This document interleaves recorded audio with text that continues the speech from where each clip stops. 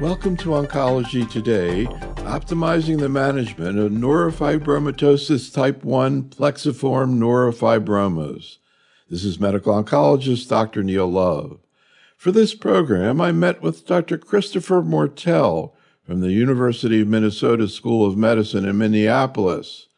In addition to this interview, there's also a corresponding video program featuring Dr. Moertel's slide presentation. To begin, I asked him to provide a general overview of neurofibromatosis type 1. NF1 is one of the most common single gene mutations we encounter. And because it's a germline mutation, it has a different way of expressing itself in every tissue of our body. So these patients come to us not as a cancer predisposition patient, but a whole patient dealing with all the possible manifestations of this gene alteration. And so early in life, we pay attention to tumor risk like plexiform neurofibroma, like optic pathway glioma, and of course pay attention to their skeletal growth, make sure they don't have scoliosis, tibial dysplasia, or other dysplasias of bones. But between the age of 5 and 18, we pay attention to one thing and one thing only: school success.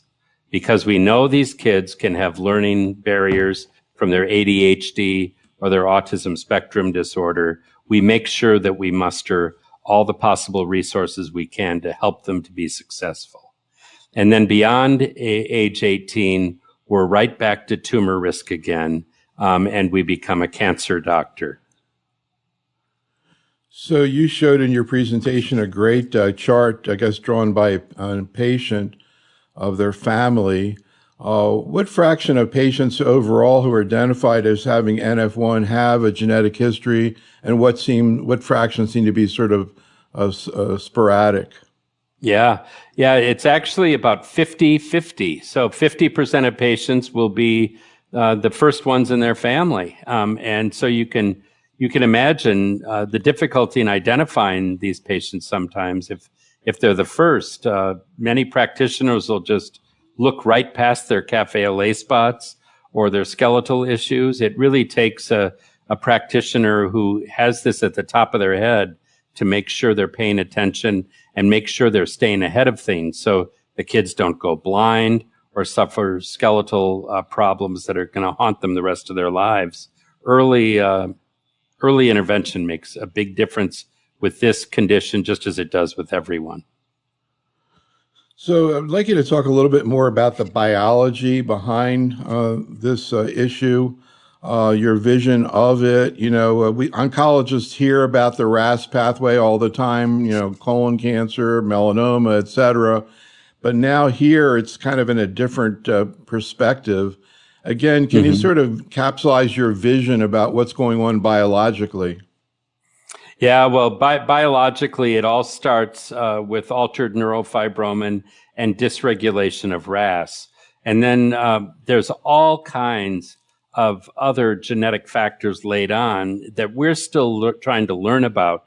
Why is it that some kids go to law school and others have such significant ADHD they can barely make it to a high school diploma?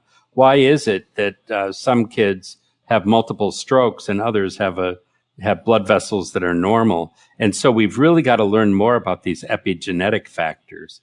But when we look at the main pathway, it all boils down to, and I draw this pathway for my patients, from my medical students and fellows every day: RAF, MEK, ERK.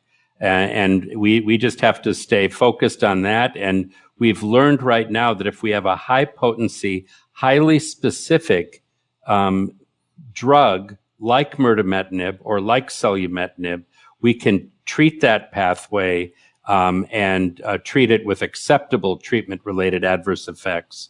I showed you that many patients didn't have their best responses until quite late. And sustaining responses, I showed you too how patients rebound if you stop their therapy. So the goal of our therapy ultimately is to try to keep these patients on a MEK inhibitor or whatever successor drugs we find, as long as possible, to modify the natural history of this condition. So another thing I was thinking about as you were going through your talk was this term plexiform neurofibroma. Can you talk a little bit more about where the word plexiform comes from? To me, I think about complex because it's not a schwannoma. It's much more complicated. But is that where the word plexiform comes from? Yeah, actually it is. And I think, if you look at a plexiform in a postmortem or as a surgeon dealing with it, they do insinuate themselves everywhere. They follow nerve pathways into tissues and around tissues. So the shape is plexiform. But then, as I described to you, this is a tumor made of a multitude of different cell types and cells. And so you can think of it that way, too. Any intuitive reason about why you see so much of an issue with the peripheral nerves as opposed to some other location? Yeah, isn't that something? In the olden days, when you had NF1 and NF2 kind of in the same class, they called NF2 central neurofibromatosis and von Recklinghausen's peripheral neurofibromatosis.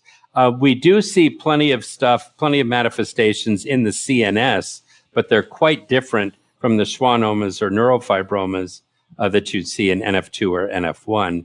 I really don't have any idea why the cranial nerves get spared. There's an interesting biology going on there, and I bet smarter people can tell you more about it than I can. So I don't think there are too many more people who know more about this, though. But another thing that kind of struck me was the prevalence. I think you said it was 165,000 in the United States, which it kind of sounds high. It sounds like a lot of people. So let me ask you, when you think about, I guess those 165,000 people, how many of them go through their entire lives and are never diagnosed and never have any issues? How many of them end up being evaluated and treated for some kind of complication? And at what age are they typically first treated? Yeah, that's a really good question. And I told you how in the last few years, I'm starting to encounter all kinds of women who have NF1 and didn't know it until they had their breast cancer diagnosis or until their sister had a breast cancer diagnosis. And they come into me covered with cafe au lait spots and freckles. And there are others, who just kind of slog their way through life with a learning disorder and pain, and nobody's ever clued them in why that is. If we look at when people first start to encounter physicians, it's not unusual that it happens in the first decade of life. And I described to you optic glioma, plexiform neurofibroma, skeletal manifestations. Those can happen, all of them can happen early. And in that case, that's when the first encounter happens. So a median age of around 10 is the first medical encounter. I guess it sounds like there's actually an increased incidence of breast cancer. And you mentioned there's a recommendation for earlier screening. And how aggressive is it? Like kind of a BRCA situation where they need, MRI screening, et cetera, even prophylactic mastectomy, or not that high of a risk? Yeah, I don't think it's quite high enough for prophylactic mastectomy like BRCA would be. However, the NCCN has included NF1 in their screening guidelines. So it's definitely there, and it's insurance approved every time to start screening at age 30. And that's the big thing we learned. There was a very large Finnish study that showed very clearly that these women get breast cancer at an earlier age. So BRCA can happen at an earlier age too, but it's a little more spread out. I think we have to pay attention to the early age of risk for our breast cancer patients. So what about the diagnosis of NF1? I take it you would not see anything on typical genetic testing or even more extensive genetic testing. Is that correct? Well, many cancer risk panels now do include NF1 in their cancer Really? risk panel. Yes. And I frankly believe, given the prevalence of the condition, that it should be part. So when you're doing a cancer risk panel in a family with breast cancer, if you don't hit BRCA, it's worthwhile screening for NF1. And I've never done the cost analysis, but if you're doing a panel like that, it's pretty easy to find. And then in terms of tissue or serum, I assume that histologically these plexiform neurofibromas are they usually typically diagnosed by an H&E? Yes. And and then I guess, are there special molecular, you were talking about, I think S100 or some other markers that further characterize it?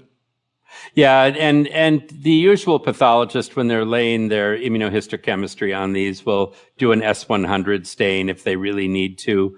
But if they run into a radiologically distinct lesion, or a lesion that definitely has a proliferative index that's higher and has a very specific cell type, then you can see that it might be the development of an ANUP or MPNST, and that's when you've got to start looking for other stuff like the H3K27M methylation.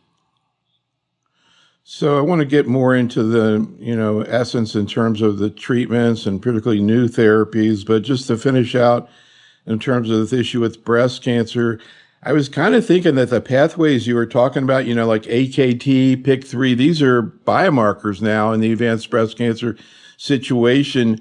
If you have a patient who has NF1 and they have breast cancer, do you need to think differently? I mean, most of what I hear about for, PIK3, et cetera, relates to ER positive disease. But do you need to think differently about treatment? We have PIK3 inhibitors, we have AKT inhibitors, and an NF1 patient, do you need to think differently about how you use those drugs? Well, I believe we do. Nobody has ever done a systematic analysis on that. And I really do think it's time, because I told you how people who get radiation have an increased risk. So if right now we're thinking about radiation as part of the paradigm for lymph node involved disease, is there a way to decrease the risk that those patients would be exposed to? And definitely we should start thinking about MEK inhibitors and other inhibitors to control that, rather than what we've used classically. And then, for example, in breast cancer, do you generally caution against, breast conserving surgery with post-op radiation? I generally do, or I tell them, if we're going to do that, if you're going to give radiation, then this patient needs active surveillance for a long time to make sure we don't miss a developing MPNST in that area. Any other cancers that are high enough frequency, particularly as adults, because we're focused on general medical oncologists as opposed to pediatric oncologists. But again, if you have a patient who's been identified to have NF1, anything other than breast cancer that you need to be thinking about? Yep. Well, you always need to think about PHEOs. Pheochromocytoma, and I have 3 patients in my practice among the many who have PHEOs, 3 that had undiagnosed NF1. And I went back to the patient's chart, and here's this patient covered in cafe au lait spots, freckles in his armpits, and I look at the chart, and every time in the examination, skin normal, skin normal, skin normal, and it just drove me nuts, and eventually somebody over there on the other side of the river got bright and said, "Hey, this person actually has NF1. Moertel needs to see him." So, but it's not unusual. So pheochromocytoma is one, and then GIST, and the tale that's out there right now is that the GISTs of NF1 are not the same as the sporadic GISTs we see in non-NF1 patients.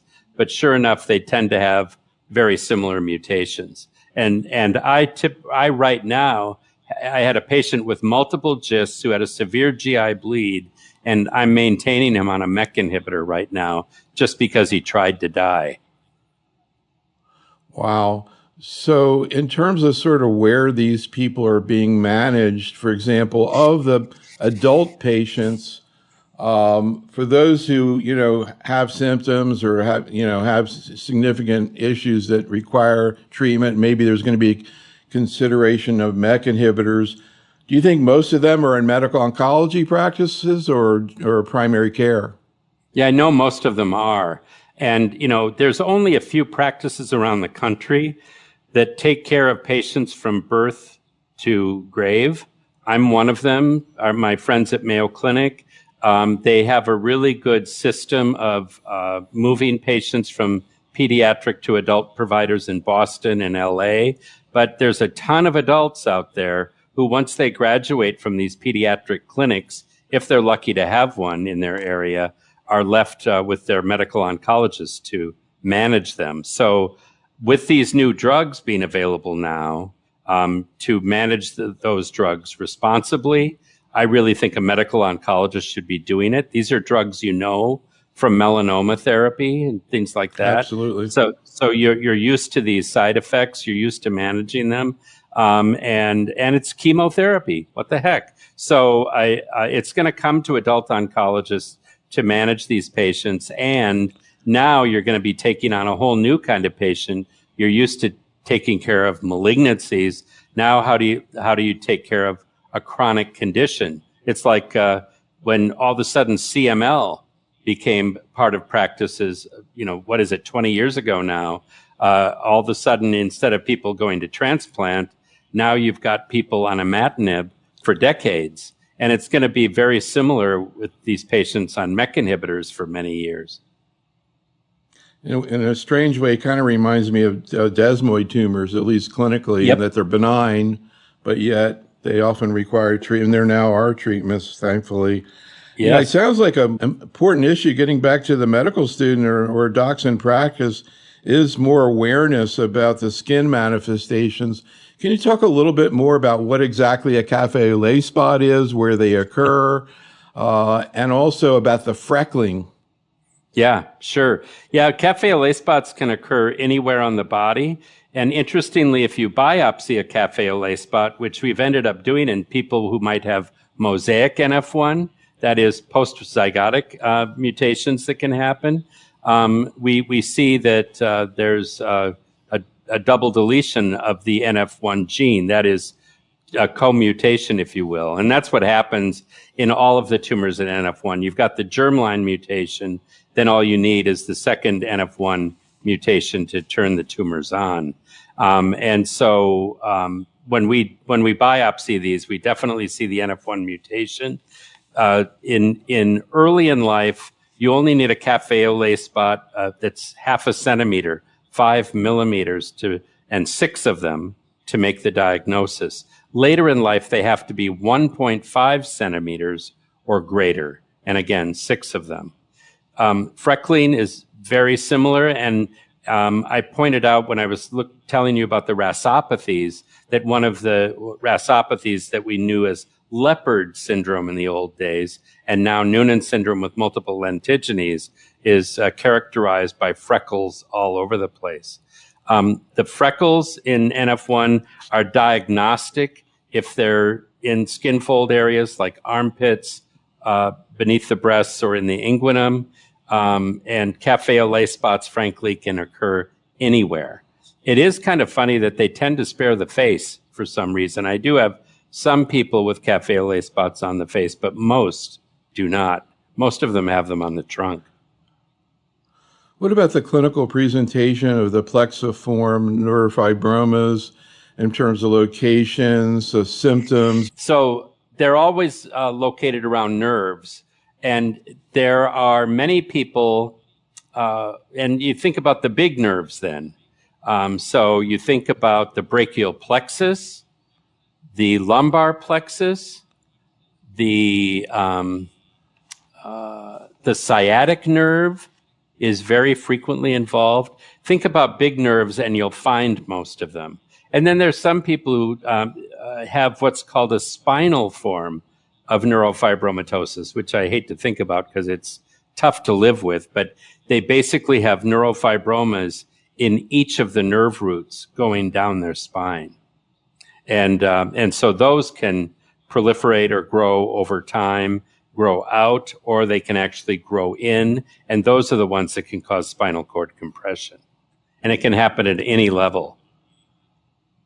Incidentally, any sort of epidemiologic clues about the sporadic cases? No, it's just an unfair mutation. And because this gene is so huge and the mutations can happen anywhere because of the conformation of the protein, it's just bad luck, And by the way, there's no racial predilection, no ethnic predilection at all. Every country in the world has the same gene mutation rate. And I see people from every background, every race in my clinic. So what about local management of these plexiform neurofibromas? Obviously, surgery is a possibility. I assume radiation is not even a thought because of the malignant potential there. Correct. And any other innovative approaches to local management? I know you were saying it's very likely they come back anyhow, but any situations where local therapy is very helpful? Yeah, I generally discourage local therapy if they're just trying to debulk these tumors. I think that's just a foolish thing to do. And when the surgeons have been through that, they always agree with me. But there are some, and if you look at the labels, the label for selumetinib says unresectable plexiform neurofibromas. The label for mirdametinib says plexiform neurofibromas not amenable to surgery. And that's a word game, isn't it? But I think it's the right way to say it, that you can do surgery, but is it the right thing to do? And is this particular tumor really amenable to that kind of intervention? How often do you see these patients, maybe in a community setting, actually going for surgery without a diagnosis? They don't figure it out until they do the surgery. Yeah, I think I've encountered that in my clinical practice probably about 20 or 30 times during my career. And you can see my gray hair. And so I've definitely seen it happen. I've definitely had patients come to me because they'll have a mass on their scalp. The mass will be removed by a plastic surgeon or a dermatologist, and oops, it's a plexiform neurofibroma. And then they come to me and we make a diagnosis. And the last patient I saw like that was 13. So I want to get more into the issue of therapy, particularly the use of MEK inhibition. You talked about two MEK inhibitors in particular that are now approved. Can you talk about, I guess, first historically what happened with the study and approval of selumetinib, and then more recently with mirdametinib? Well, yeah, I appreciate you asking me that question. I've had a very close association with the Children's Tumor Foundation for years. They're the main funding and advocacy group for neurofibromatosis and schwannomatosis. And years ago, they brought together a group of scientists and clinicians, and we called ourselves the Drug Development Initiative. Until then, there was nothing, and there was a great deal of frustration with the drugs that we tried not working. And so in one room, we had people who did tons of work on NF mice and NF in test tubes, and they knew the biology very, very well. And we sought out drugs that would interfere with that biology. That's when we learned that MEK actually was a target. And so we found drugs. This is back when selumetinib and mirdametinib were brought into the laboratory. They were shown to be effective, and they were brought to clinical trials. And so we really owe a great debt of gratitude to the Children's Tumor Foundation to bringing that mind trust together. And then there was the creation of centers out within and outside the National Cancer Institute to run these clinical trials. And And of course, they were supported by the NIH.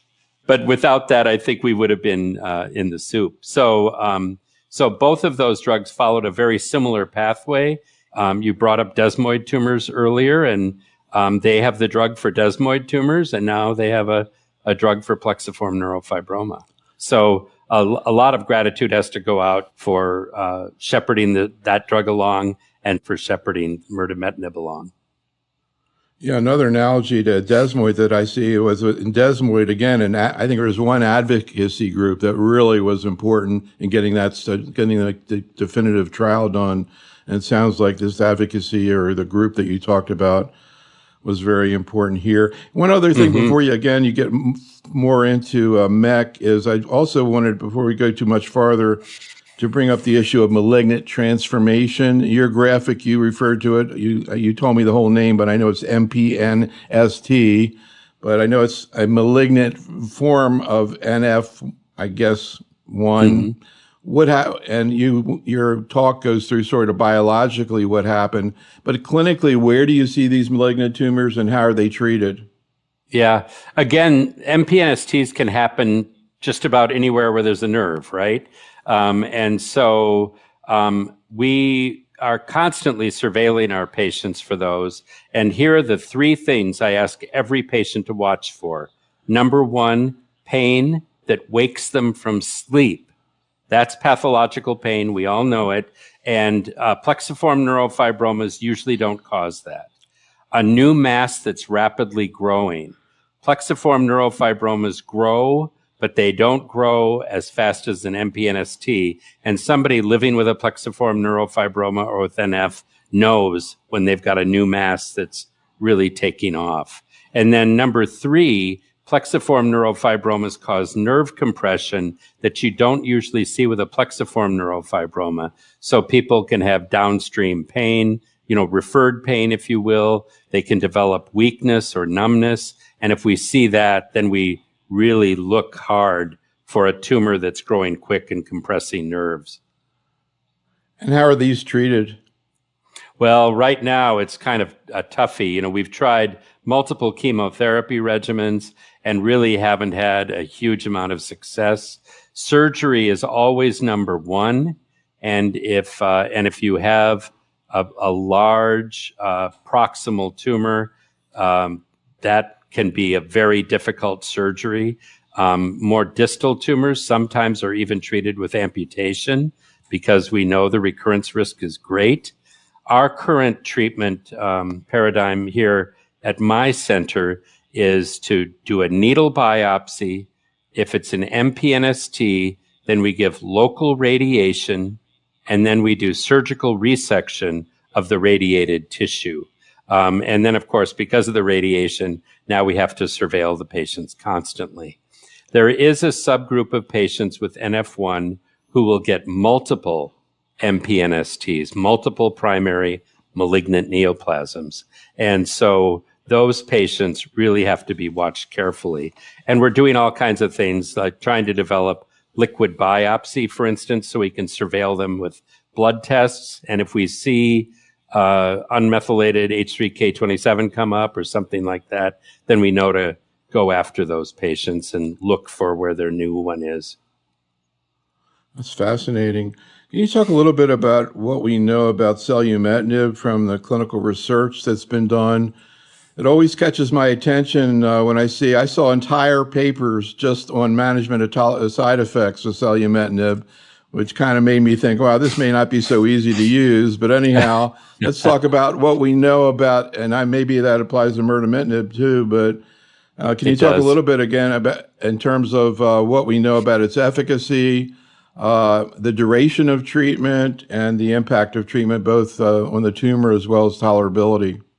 Sure.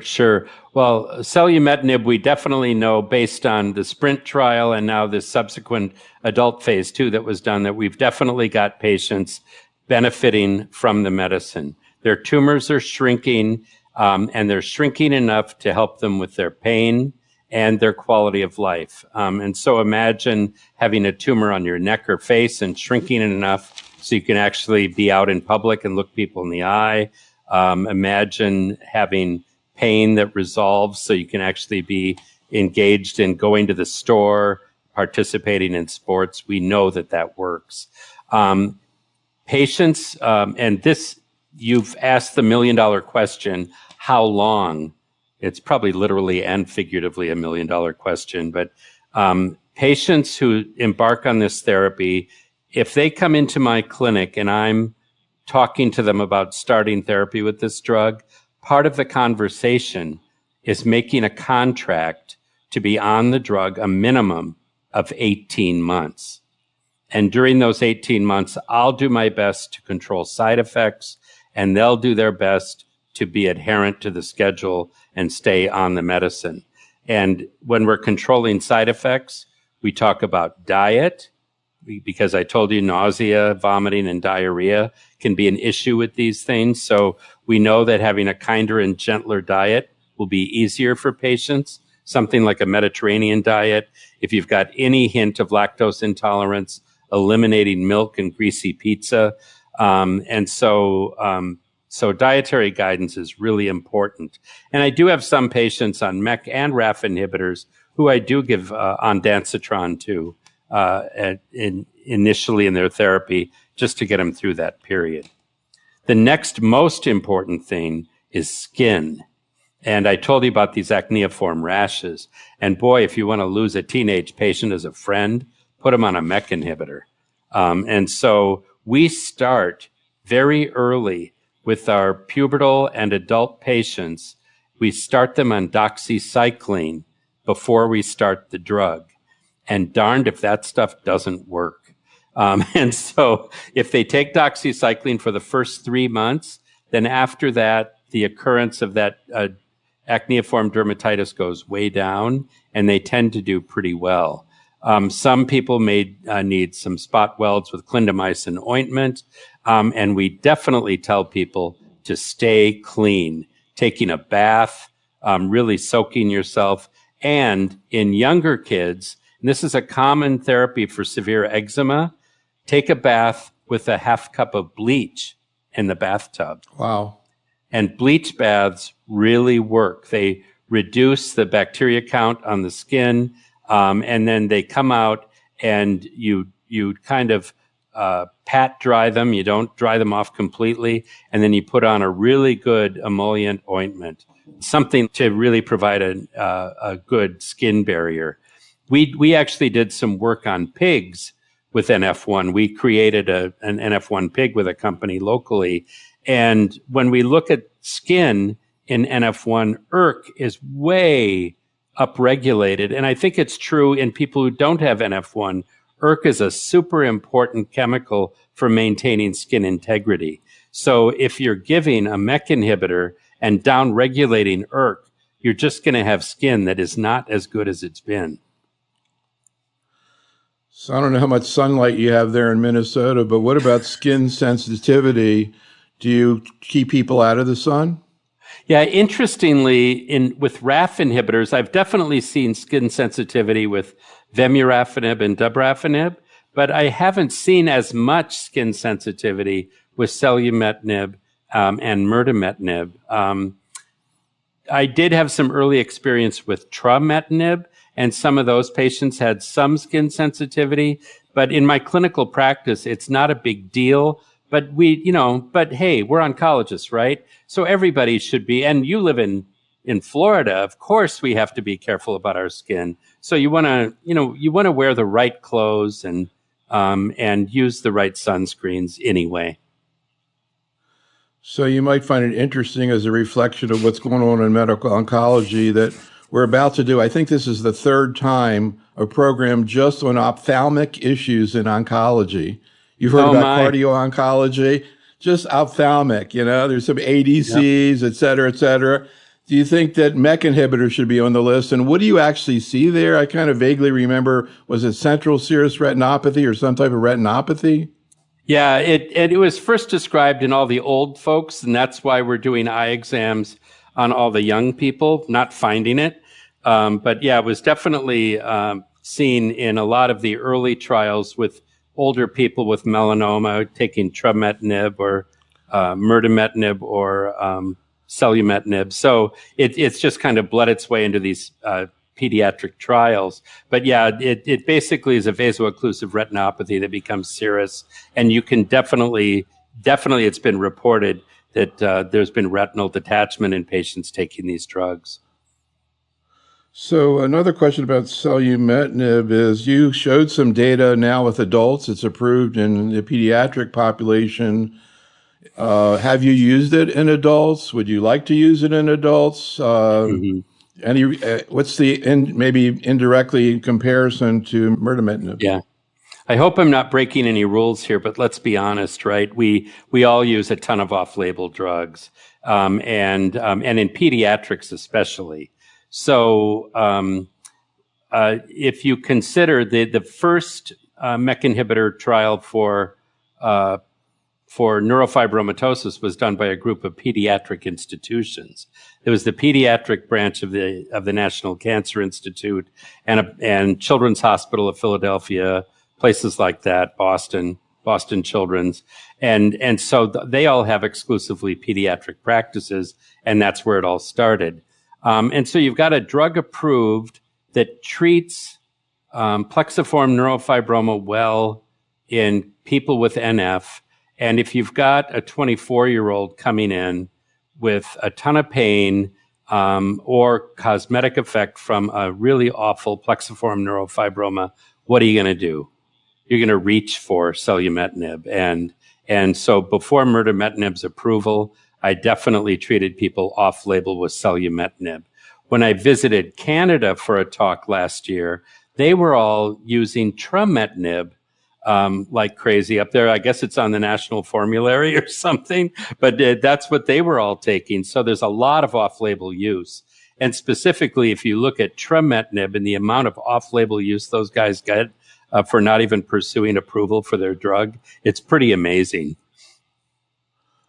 You know, everybody always cautions about indirect comparisons, and yet a lot of times that's all we have, and we have to do the best we can. Yes. How do you see, particularly mirdametinib and selumetinib, is this sort of a letrozole and anastrozole thing where you can't really tell the difference, or are there real differences that you can see? It's like a lot of things we do in medicine. The longer you've done it and the better you get at it, the better it turns out. So when I did my very first clinical trial with trametinib, man, we had all kinds of trouble. And then using selumetinib clinically, I used what I learned from trametinib, got things better, and mirdametinib was the last one to come. So they got to benefit from everything that we had learned from managing MEK inhibitors for years before that.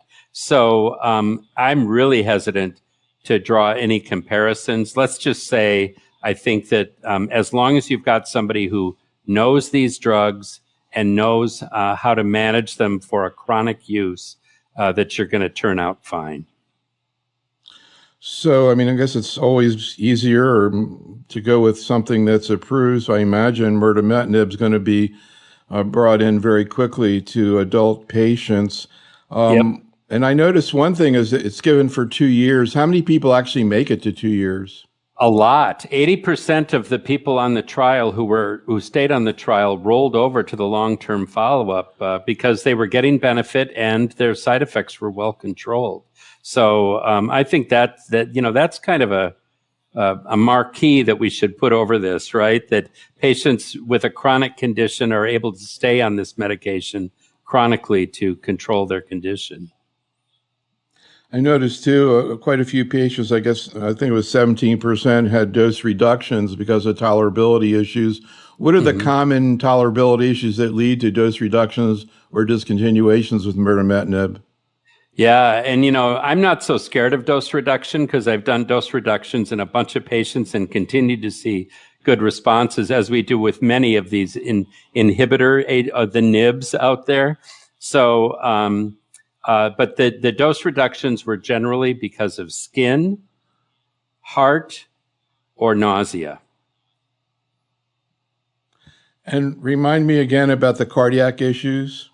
Decreased ejection fraction. And so we do serial echocardiograms on these patients. And if we see a reduction in ejection fraction, we'll generally stop the drug until the ejection fraction improves. In my clinical practice, if I see them get back to normal, I'll restart at the dose they were on before. Many patients will continue and do just fine, but for those who then have a fall off again, they've earned themselves a dose reduction, and I'll go down by 25%, rounded off to whatever dose form is available. And for patients who have the drug, either they make it to 2 years or they have it stopped, as you mentioned, like 20% before 2 years. Do you see efficacy, or do you ever retreat? I don't stop. If I've got somebody with a big neurofibroma or a neurofibroma in a bad area, I'll continue. My longest patient on a MEK inhibitor right now is 7.5 years out. But when you talked about in the mirdametinib trial, I guess you called it the observation period, I assume the drug was stopped. 2 years. No, it wasn't. At the end of 2 years, they could opt for the long-term follow-up phase, and in long-term follow-up, they continued to take the drug. And that's why duration of response hasn't been hit yet, because people are still taking the drug. So it's really not 2 years. It's until they have. It's until they're done. It's so until they're done. Well, then where did the 2 year thing come? It was just like an arbitrary point you wanted to look at? Yep. That was it. For purposes of the clinical trial, that's where they put it. There was a phase 1 or 2 before that was much shorter, and you can guess that if it was shorter, the number of patients who had responses was lower, and it was purely for that reason, because they hadn't been on the drug long enough to see their response. So this also reminds me of desmoid, because I also spent more than an hour and a half talking with an investigator. I never thought I could talk for 25 minutes about it, and we weren't even through. And that's the way I feel with you right now. But we have covered an awful lot. I imagine, it's funny. I was trying to get ready for this by reading things, looking at available education things. I think this thing's going to be better than anything I could find. At least I can understand it a lot more. And maybe I missed some stuff out there, but your explanation is, really very good and great to be able to follow. Anything you want to add to what we've talked about today? Any other sort of pearls, particularly again for a general medical oncologist? You mentioned so many things so far, but anything else you'd like to add to that? No, I want them to pay attention to the fact that they want patients to stay on this for a long period of time.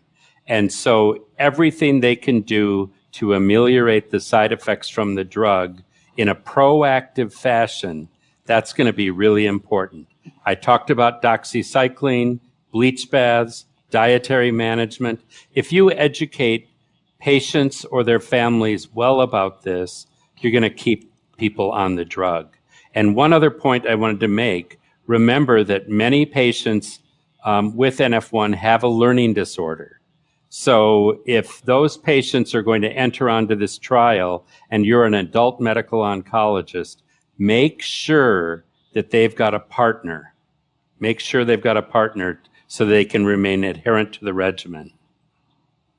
That's a great point. Do you see like tachyphylaxis to some of these tolerability issues, or they just continue? Well, not right now. I guess right now we've had pretty good luck. I think the one thing that really stuck out to me early in my MEK inhibitor experience was fatigue. And some people get genuine fatigue like you'd expect with many cancer therapies, but others get a fatigue of therapy, taking a pill twice a day, every day. There's a therapeutic fatigue that sets in too. And so that requires some special attention also.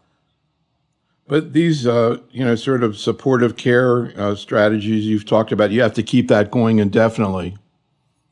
Well, a lot of the skin stuff, if you can manage that effectively for the first 3 months or so, you're going to come out pretty golden. Likewise with nausea, and I've seen this with imatinib too. Some people will start with imatinib or dasatinib early and have a lot of nausea, and then a year into therapy, they forgot that they had it. So I think if you can help them through that period with antiemetics, dietary guidance, you'll keep them on the drug and they'll feel better later. So the last thing I want to ask you about, as I did before we got started here, is I actually work with your dad, the famous Dr. Charles Moertel, one of the really great leaders in GI oncology, a very charismatic person. I can remember chatting with him a number of times. I'm curious how I think he was a GI. He was focused on GI, colon cancer, et cetera. Yeah, and carcinoid tumors late in life. Yeah, right, and so instrumental too in terms of promoting clinical research. Just kind of curious how you ended up in oncology, and particularly with this particular interest. Yeah. Well, yeah, that's a two-part question, isn't it? But I started my career as a school teacher because I saw how hard my dad worked.